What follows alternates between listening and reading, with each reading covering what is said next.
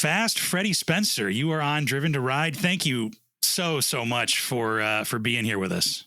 Well, thank you, Mark. It's my pleasure to be here. I know it didn't work out when we were in Mugello, but it's great that this did. Yeah, that's okay. I mean, there was a crash on the last lap of the Red Bull Rookies Cup, so I imagine Right. your hands were full. Yeah. Speaking of that, can you tell me what your official title is with MotoGP? Yes, I'm the chairman of the stewards panel, and that means there's a 3-person panel. That is myself and 2 representatives from the FIM. I technically am a representative of IRTA, which is International Race Teams Association on there. And so we're a addition to race direction, and we're there to support race control. But it's also the room has track limits in it, and we do all the yellow flags and cancel laps and passing them to yellow, and so we do, and all the communication directly to the riders are done from that room. So it's an active room. For example, at Catalonia, which is the weekend before Mugello, we had over 1,000 track limit violations, and every single one of them gets monitored. So it's a and we do all 5 classes. Mm-hmm. So it's a very busy job. Yeah, it keeps you a little bit busy. Yeah. But just in case somebody doesn't know, you do have a couple of race titles under your belt as well. Can you share that? Can you share those with us? Yes. I've won three world championships. I've won 2 500 and the 250, and which would be the equivalent today of MotoGP and Moto2. Yeah. And the 250 and the 500 I won in the same season. In 85, so it'd be like winning both those championships in the same year. And so when I get asked, because it's coming up on the anniversary next year of that championship, and I get asked, can someone else? Well, in 14, Mark was asked, because they can make, at this point, you cannot race multiple classes in the same day. If you ride MotoGP, you ride MotoGP, and so forth. And but Mark had been Moto2 champion, and he won the MotoGP championship in 13 and in 14. Mm-hmm. So he was asked at the end of the year, or they offered if he would be interested in doing that. And Mark had told the story. He said, I thought about it for about a day, and I thought, nah, that's okay. That's Freddie's. Because he had won, and when he won the championship in 13, that year he had broke my record for the youngest race winner and the youngest world champion, which I'd held for 31 years. And wow. Valentino was asked for the 01 season, because it was the last year of the 500 before MotoGP was starting in 02, and if he would. Honda said, if you want to, you can try to see if you can do the same. And he's the same thing. He said no. And him and I had talked about that, and he said, it's difficult, to ride both classes. And so many things have to work out just perfectly. And in the older, I just did a documentary interview with Farago for Giacomo Agostini on Thursday at Mugello. Mm-hmm. And Ago asked me to do it. And one of the things I talked about was, because they brought up about me racing the 2 championships, and Ago had raced in 350 and 500, and in those eras, in the older era, it's always difficult. The elite level of racing, to win both championships, or to win one championship, to win one race is really special. But the bikes were very similar. The 350 and the 500 MVs were the same, just different displacements. The bike was exactly the same. Same thing in the smaller classes. If you had 50 or 80 or even 125, there was certainly some suspension things, but there was not a whole lot of technology and very specific things for particular displacements. In the modern era, once that Honda got involved or Yamaha got involved, and the two-stroke era really, which began in the mid '70s, late '70s, things changed, and there were people who still were winning two classes, like Court Ballington in '79 won 250, 350, or Tony Main. But again, similar bikes, just different displacement. The 250 and the 500 class, which was Jarno Saarinen had tried in '72, Kenny had tried in '78. It's just they're completely different, Really? Engine characteristics, power band, torque, lines that you run, braking points are so dramatically different. It's twice the displacement, twice the horsepower. My 85 bike, 70, was 72 horsepower on the 250 or 74 horsepower on 250, 148 on the 500. It's a bit of a jump. And like I said, lines and everything's so different. And I basically, because the classes both have riders that are very specific to those classes, you can't, it's not like you can get a bad start and, okay, I'm going to take 5 laps to adapt to the bike, Sure. So, but it was certainly a challenge. And I knew that going in, and you can tell, obviously, I know my history a little bit. I know. And so because of that, that's part of the thing that helped me, because I knew what I was facing. I knew what you were getting into. Yeah, exactly. Yeah. And so because of that, I was prepared. I remember the first night we were in Australia to do the first time I was going to have both bikes together to test. It was December '84. And I'm sitting there with my crew. And when I say some of the names, if you know the history of Grand Prix racing, you're right. Stuart Shenton was my 250 crew chief, who was the crew chief for Court Ballington. He went on to be crew chief for Randy, for Kevin, for Kenny Jr., all those championships. And then Jerry Burgess was my 500 mechanic, and he went on. He was Wayne Gardner, Mick Doohan, Valentino Rossi, and Irv Kanemoto was the head crew chief, right? Wow. And Irv and I won all our championships, and he went on with obviously with Eddie. He won 589, and Luca Catalora and Max Biaggi. And so it's certainly what I said was, with them, we're sitting there and they're going through all the things that we want to test. And I stopped everybody and I said, the number one and most important thing that's going to have to be is me and my ability to download information from one session to the next, because they're back to back, to adapt to the bike immediately on the sighting lap. My braking markers, immediately know them exactly. And it was the difference. It made the difference. And as I won 7 races each that year, 14 races total. And the wins, some of them came down to, like I said, if I didn't have the ability to adapt and didn't know what I was facing, and it was the small things that I made sure I was on top of, it probably wouldn't have happened. Yeah. I think just to put it into context, it's almost like, like, I guess for baseball, I guess it's like playing and winning a AAA game and then literally turning around and going to play in the majors. I mean, it's kind of the same equivalent, right?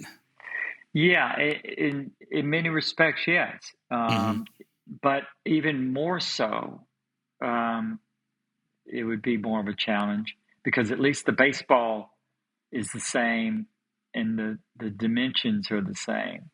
Sure. See, the challenge was, Mark, is you're going down the straightaway at 200 miles an hour, let's say at Hockenheim, that day in the rain in Hockenheim, and you're doing 200 miles an hour into a third gear chicane.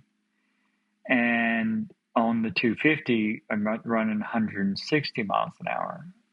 And I just got off the 250 and then now I'm on the 500. Yeah. And that first lap, I'm running in there with Christian or Eddie and these guys at 200 miles an hour, and I don't use braking markers.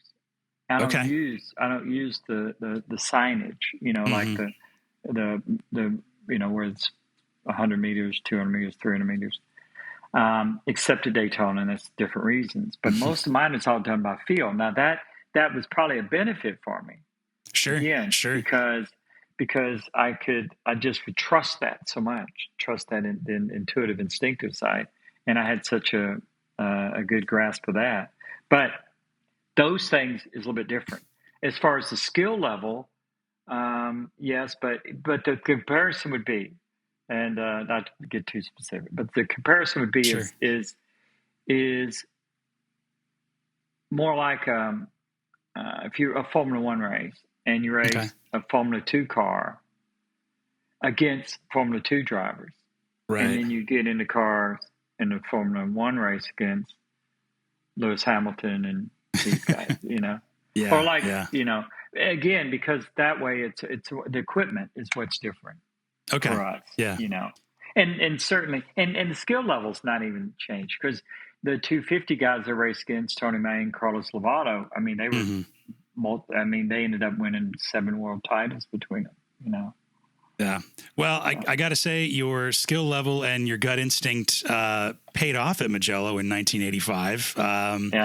It's tell me why that's such a special track for you. Well, because a couple of reasons. It's the first place that I won an Italian World Championship race. The 82 race I won there. It's called the San Marino Grand Prix. It's my first year in 82. And then I won my first double championship there in 85 for the season.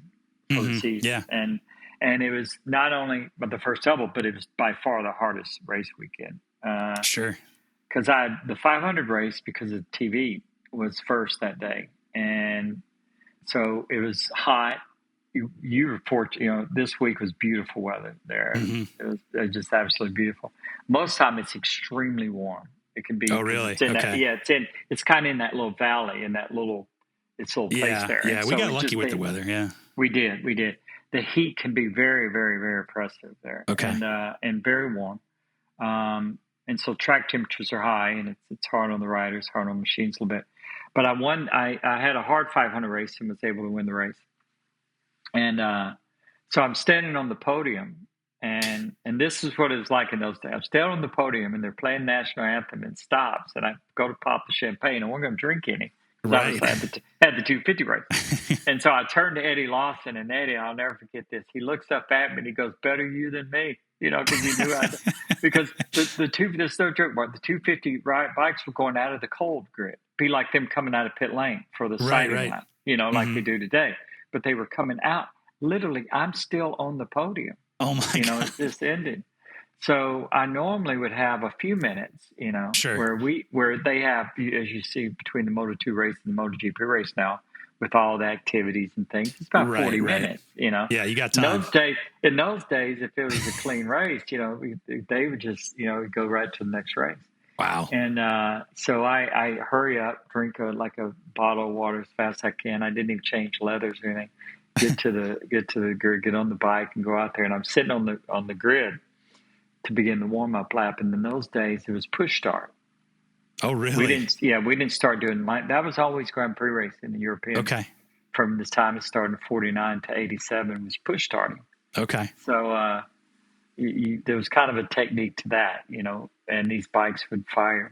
But anyway, so I'm sitting there and I'm thinking, because I feel okay, I know, Sure. Long race, tough race, but I feel good.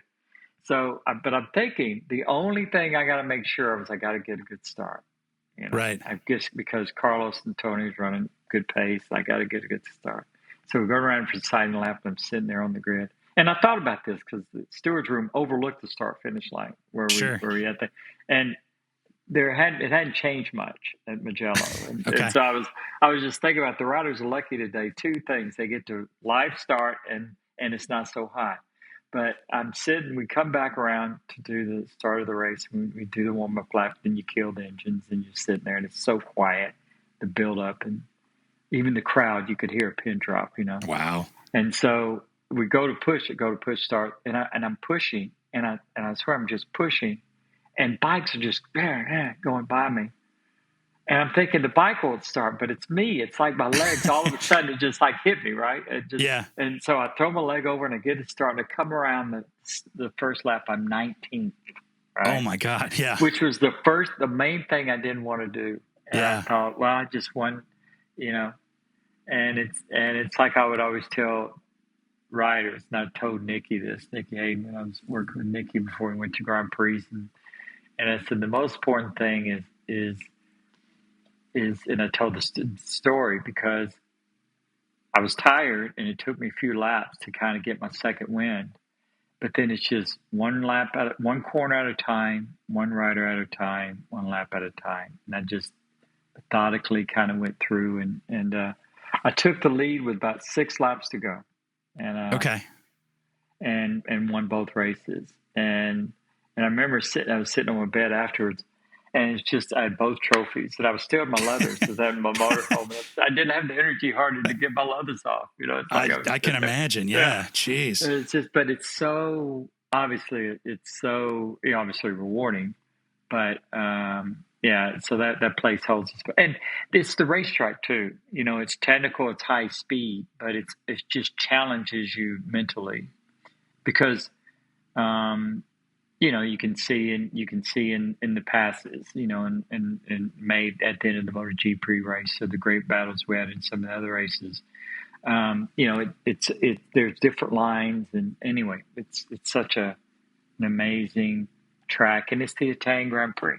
So it sure, yeah. So, was it that loud? Were the crowds and the people and all that loud back in the day in '85, just like it was like a couple weekends ago? Yeah, because I was not prepared for deconstructed chainsaws and leaf blowers, and I'm not so sure about that leaf blower. Yeah, that guy. He's relentless on that, isn't he? I mean, it's a lot, but the crowd is that wild back in '85 than today. So it's always been, that's what has always made racing at that level at the year in that really a lot of people either feel like they belong there because you can feel the intensity of the crowd. Yeah, you sure can. And when I won the Italian Grand Prix at Monza, one of my dreams as a kid was to win the Italian Grand Prix. When I started road racing, and I was 12, 13 years old, and so I wanted to win the Italian Grand Prix at Monza. Because it was the main at that time specifically where the Italian Grand Prix was. By the time I got into Grand Prix, Monza was not as there were other tracks. Mugello had been built, and but it just worked out where in '83 it was the only year for me that I raced there. The Italian Grand Prix was at Monza. And so I showed up there and I'd heard about the Tifosi, of course, the Ferrari. It's mainly associated with F1. But at that year, it was crazy. And I happened to win. I won the race. And so I have my bike, and the crowds are coming over the stands, just like you picture it, Formula One, it's the same thing. And they're just filling up the front straightaway. And they're all coming over and pulling and stuff. And so always my mechanic, George, would be there and take the 3-cylinder. Always. It would work, So the bike started going. So it's like, okay, there's George. And so then I'm just like maybe 15 seconds go by, 20 seconds go by in the crowd, and they pat me on the head and stuff. And George comes up, he goes, "Freddie, where's the bike?" And I go, "You took it." He goes, "No, I didn't." We look up, and these fans they're just like taking the bike down the front straightaway, and the crowd's cheering, and it's like, and the George is running down. It was just crazy, But that was not uncommon, Really? And at the end of the year at Imola, after Kenny and I, the last race of the championship, and I won the world championship, Kenny won the race, and we're in the car afterwards, and there's video of us just going around the track, and the crowds are just all over the fences and stuff. Yeah. It's just, it's the passion. That's the thing. The passion that they have for it and the love of it is again, what makes it such an event, And I'm sure, the noise there and the fact, Pecco had won both races. I knew when he won the sprint race on Saturday night, I was like, okay, this place is going to go off Saturday night, because my good friend Mike and I, we actually camped. So we were with like the general population, as it were. And nice. It's interesting. You mentioned that they have a sense of belonging there, like it's their place. And I think you really hit the nail on the head. I mean, people come in by the thousands and they just make themselves at home wherever they can. And, you can tell like that passion is really there. And, do you think that's what makes it different than maybe a flyaway race or like, maybe a US based race like Austin? Well, listen, we did races. I know what it's like to be at Mugello and do a Grand Prix with no spectator, not one. Right? Really? When we were doing the behind closed doors. Oh, okay. And there's that extreme, and then there's the other, and then the flyways and the U.S. races, they all fall in between. Sure. I've seen Laguna. Like when we started back after the World Championship rounds in the mid 2000s. When there was 103,000 people at Laguna, it was sold out. I think in Laguna, because of California and just sport bikes, and it's the motorcycle aspect of it has always been, and the love of motorcycles. That's what drove the passion and enthusiasm. And you see it in Europe still today, even though there's as many people there or more, obviously, that drive cars, right? To the races, and their love for it is in a different way.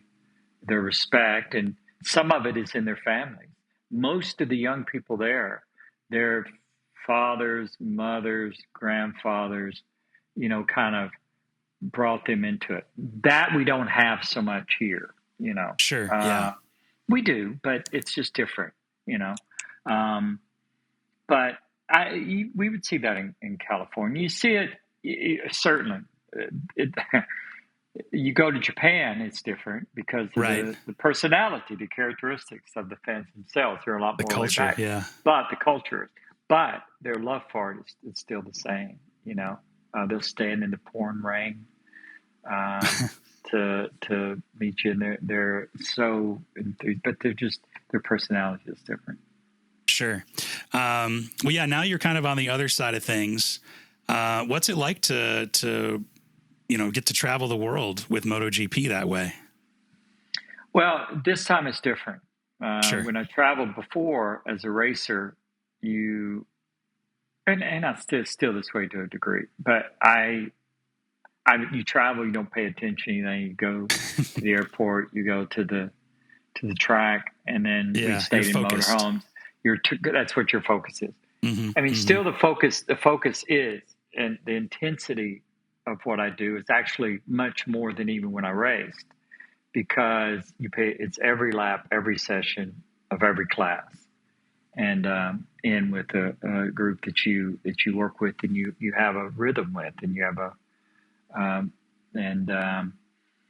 but at the same time, because it's great. I'm older, and I get to see things, and I see things in a different way, and so the traveling, besides the flying, is amazing. I love the interaction with people. I'm with fans and with people in general. And there's not really any place that I don't feel comfortable. It's one thing I try to share with my children, and where they appreciate that. They've got to travel. When Alexandra and I lived in London, they would come there. My son, when he graduated from high school in 19, come and spent 6 months with me. The first year I was doing the steward job in 19. And so it's that's great. Cool. How did you get involved, working with MotoGP and becoming the steward that you have now? Well, I got a phone call. It's not a job that I pursued. I got a call in 18, at the end of 18, by Mike Trimby, who founded IRTA, which is in partnership with Dorna and FIM, are the three entities that manage Grand Prix racing. Dorna's commercial rights, FIM is the sanctioning body, and IRTA is basically they run race direction, the paddock, and they provide the personnel for all of that. And so basically, was brought in. We started out when I started the job. We had a couple of monitors and race control, and now we have 11 monitors and a race control suite, and that monitors many things, all the timing, and we have people that watch over that. And so basically I got brought in for a few reasons, but that was the main reason. And it's the challenge of the job is without question. Yeah. It certainly is. But there's many things, working with Moto3 riders, it's not just adjudicating. We do 100 different things in a weekend, from different levels of going across the white line on, out of pit lane to, running slow line. Those things are very clear. Online, slow line, it's online, slow line. The last 20 minutes of the session, it's pretty straightforward. But there's a lot of things that are like that. And then, like I said, the yellow flags, we do, if you're passing, canceled laps, all of those things are monitored. And we have redundancy, to make sure that before we send it up to timing and scoring, riders in that sector, there wasn't an issue. We saw the yellow panel, the yellow flag, the sequencing of monitoring the sequencing of the yellow flags and yellow panels to make sure that if the yellow flag is still out. It's one reason why we have 60 between CCTV now and our own cameras that we mount, over 65 cameras. Jeez. So it's I think challenge is an understatement. Yeah. But it's, and certainly, we're always working. That's one thing over the years. We're always working to that. It's so competitive. And, a lot of it's just, it's so competitive and the racing is so intense. Race control and what we do, has become even, more of a, not so much challenge, but just, more important in that respect. Sure. Yeah. And you mentioned kind of being up there in race control and watching a little bit at Mugello, going back and down memory lane a little bit. What's it like kind of seeing where the evolution of motorcycle racing has gone now compared to when you were racing back in the day? What's that like? Yes. It is the biggest challenge, and the thing that the riders, as a rider, and as a rider, of course, as a rider, is with the electronics today, specifically in MotoGP, or let's separate the classes. Okay, MotoGP. sure. Yeah, MotoGP, we'll talk about first because it's the most interesting. With electronics and aerodynamics together, and the similarities, the engines all have very similar specifications. Sure. Okay. Sure. And so the performance of the bikes are very similar. You have one tire. You have a spec tire. And as much as they try, and they do, the tires basically works on all of the different brands, but there's going to be small differences. Okay. So you look at that, then you put the rider, and the rider's in a position to where there's very few places that they can make a difference. you know. Sure. One of the things with Mark, for example, Mark, when he could make the difference on the Honda, let's say from 30, because electronics have been around since the beginning. I rode the first bike with Oh, really? electronics. Yeah, Okay. Mick and I, when the first time it was shown to the racing was at Motegi in 01. Okay. Mick and I rode the bikes, rode the Honda. Sure. He had one, I had one, and the electronics at the time was more reactive, and the first years they were, and so you could not so much proactive, to where it was a seamless integration, and where the riders were dependent on it to the point to where where they are today, to where they're such a part of how the bike reacts, that the throttle control is basically on off, and there's some feeding it the throttle, but basically they all kind of accelerate the same, unless a rider makes a mistake. There's very similar, and there's so many similarities. And again, with aerodynamics, which create a lot of downforce in corners, Right. And turbulence around the bikes. There's a lot more interaction in that respect that just is going to happen. And there's also, it puts the riders in a position to where they have to kind of force the issue sometimes, and if not, it'd be a procession.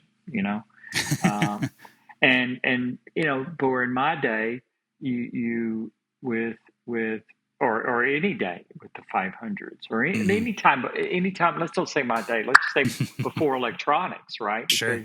In the modern era, in the 80s, 90s, up until that, the characteristics of the two strokes, the riders could make such a huge difference in their feel, in the throttle control. And I always would say our throttle control was our right hand. It was everything. Your speed, your throttle control, you can make a difference, obviously, in that respect. Carbon brakes. The brakes are so good. They go in and get on the brakes now. Just get on the brakes. And obviously with ride height of adjustment. I could go back and we could talk for an hour about about when Honda designed the initial NSR. They designed them flat and things. The reason why is for acceleration off a corner and also braking stability. Well, guess what? With ride height adjustments, what they do, they drop them in the back to the flat, so they have everything in the back.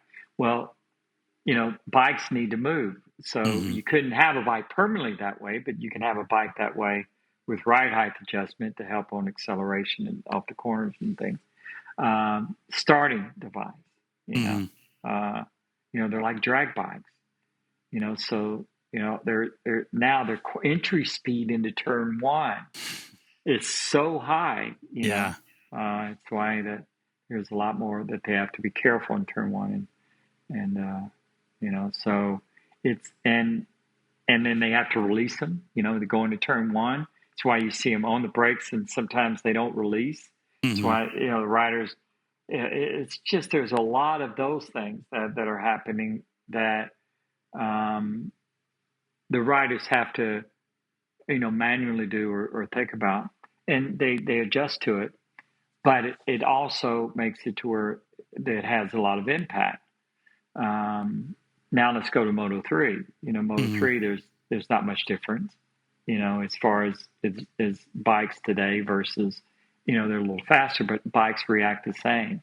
The movement, the way they turn, the braking capabilities. But it's the challenge that a rider faces coming up through Moto3 into Moto2, and then he gets into MotoGP.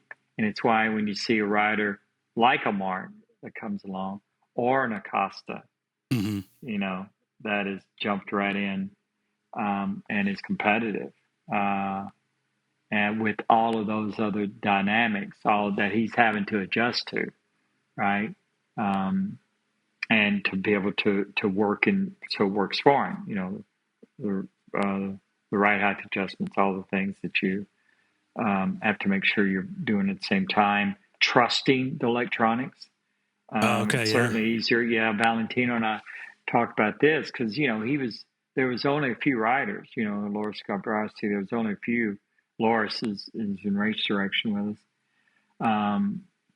that made that change, from 2 strokes to 4 strokes with electronics and things. Yeah. But, that was like what Valentino said years into it, as you had people come in that, that basically younger and basically riding a MotoGP bike. Okay, it's electronics and this how you ride it. So you just trust it.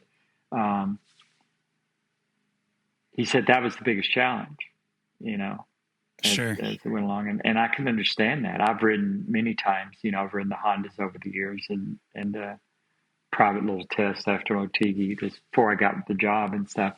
In MotoGP, but I've ridden, many times, and I've ridden the modern, all the way up to modern bike, and I've ridden, the fire blades and stuff, and when we do product launches and Sure. Bautista and them, and that was always a challenge. I would say was trusting the electronics, trusting that it's going to work when you're at maximum lean angle, and that it's counterintuitive to do this, to just do that, but but the guys are amazing, in what they do, it's the bikes, like I said, in many ways, in some ways, with electronics and things, I've said this, like when I was riding with Bautista and Nikias was at 17 product launch. It was right before he was killed. Mm-hmm. The last time I saw him, we were at Portimao, and the first time I rode a bike with shifter, that had the auto blip. Oh, yeah. Thing. And where you just go in and just bang the downshifts down, in some ways they just made it easier because you didn't have to, manipulate the clutch and all those things. But I always said those skills benefit me also. They benefit you to sure in riding in general. But so it's pretty, like I said, it's interesting, where the bikes are today and the new rules that they're going to bring out in 27. They're dialing back, some of those things, and I think that's a good thing too. Yeah. It's it's interesting because you watch it on TV and it doesn't look as fast as in person. It never looks as fast on TV as it does in person. And even if you're kind of at a distance away, like we're at that turn 1 at Mugello there, you can kind of sit on the hill and watch them take that 180 degree turn pretty much or whatever. And it doesn't look as fast as it actually is. And it's insane and exciting to watch every single time. Yeah, that's the thing. Everything's happening so fast for them. That it's, that is the challenge, the speeds, the acceleration, our bikes accelerate faster, obviously, than a Formula 1 car off a corner, and so in person, I know it's shocking, Yeah. And then the only other thing, go ahead. Oh, I was just going to say, and at Mugello, it's amped up to 11. Yeah. The viewing there is good though, because you can see from, if you get into those positions that you were in, you can see a lot of different things. Yeah, and like you mentioned, it's nestled in this like beautiful valley, kind of like in the middle of nowhere a little bit. Like there's not a huge town. I think the next biggest town is either Bologna or Florence, and they're about an hour away, I think, right? Yeah. Florence is about 40 minutes away, 45 minutes away, and then Bologna is an hour and 15 minutes or so. Well, it depends. It took us, we left Sunday night, and it's 75 kilometers. I was able to leave around about an hour after the race. And so we thought, okay, it was going to the airport in Bologna. And we went 5 kilometers in 2 hours. Oh, my God. Yeah, but that's just the crowd, Once you get to the freeway, you're fine. But you're right; it's all little roads, but that's the beauty of it. I stay in 100%. I stay in a little apartment, and the man and wife have the apartment upstairs, and it's beautiful, Yeah, it's an experience unlike anything I've ever had before. And I mean, in my MotoGP experience, I've only been to Austin. I was at COTA in April. And I was like, okay, cool. Like that was really good preparation. I think I know what I'm getting into when we go to Mugello. Hell no. I had no idea. I was not prepared. Nothing can prepare you for Mugello, but it was an amazing experience for sure. So, thank you, Freddie, so much for spending some time with us. Really appreciate it. And it's my pleasure. Yeah, hopefully we'll talk again soon. Maybe I'll see you at a race in the future. Well, I look forward to it. Let me know. I'd be more than happy to show you around. Yeah, that'd be great. Thanks, Mark. All right. Thank you, sir. Take care.